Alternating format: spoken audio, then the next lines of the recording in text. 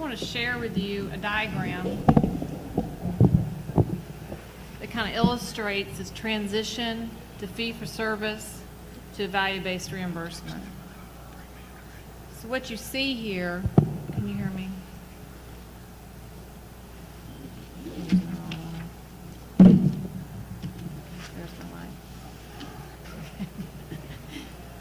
Right now we're still more heavily weighted in the fee-for-service model.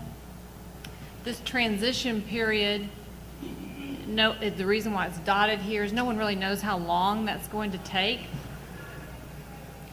There's a recent survey that was published this year of 464 payers and hospitals.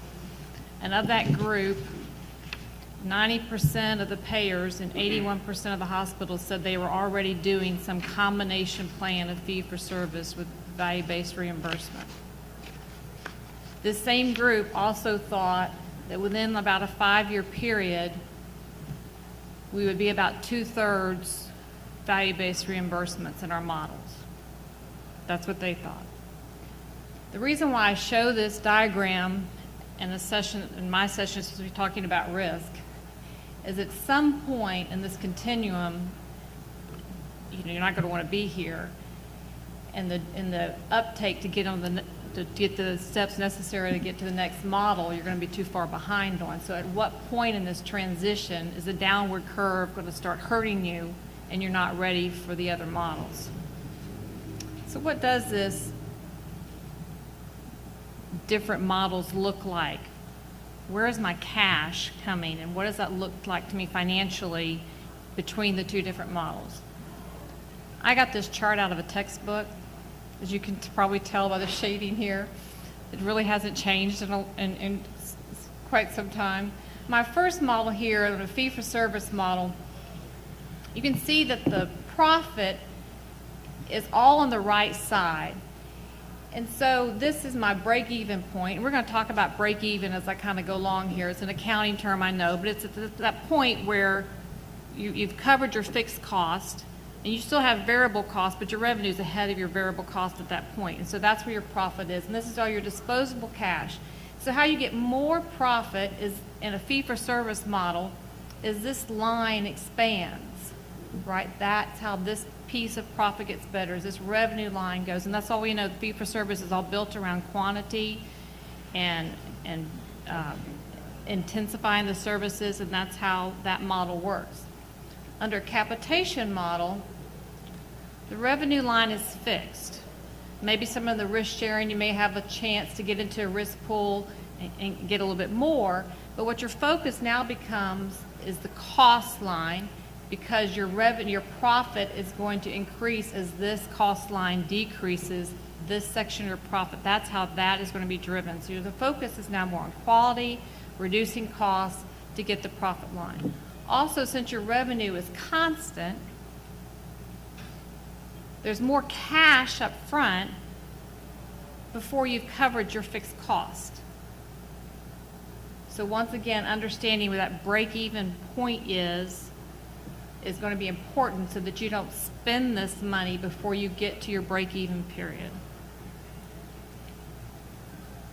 Who has the risk in these models, in this new model?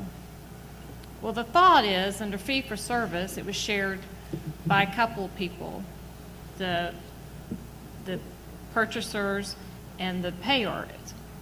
But truthfully, because the providers could raise their fees technically, or provide more services, so they had some drive to the revenue line.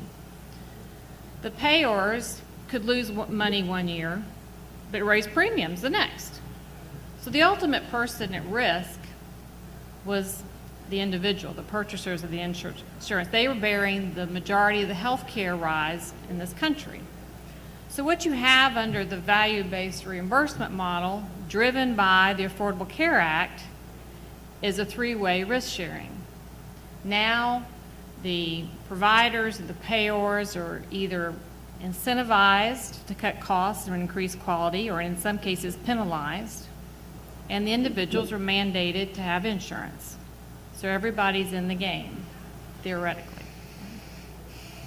Let's talk about how you calculate risk. And what are my steps under this model? So first of all, you're going to have to estimate accurately not only your fixed costs, but under a particular contract, what the diagnosis and volume is to calculate your cost for that contract.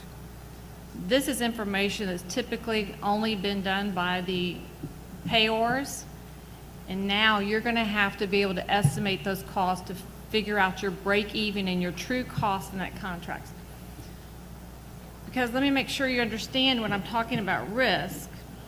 If you take on a contract where your costs in that are $100,000 more than the revenue you're going to get under that arrangement, you're not at risk for $100,000. You may not be profitable for $100,000, but you're not at risk. That's a known loss to you in that contract. There may be reasons for you taking that on. Maybe you've got others that are providing more and you need at least this much to provide some of your fixed costs. Maybe you need to negotiate better. Maybe you need to understand your fixed costs better. But you're not at risk for that $100,000 that's a loss. That's not something you were insured for. The unknown, the outliers out there, or the unknown part of the risk is what Jeff's going to talk about. But the costs are things that you want to determine so that you know where you are in that section of the risk. Even though these models we're trying to get away from volume, you still have to have enough population to cover your fixed costs. So once again, knowing where that number is and knowing where that break even is can help you make decisions on taking these contracts or whether there's enough volume there to cover your fixed costs. And then finally, the focus is always going to be on quality and understanding what metrics you're trying to meet. And when you're not meeting those, understand that you're not meeting those and to drive change to do something different. Gone are the days where we just kept plodding along and going and doing the same thing over and over again without understanding right where we were and what were the quality measures we were trying to meet.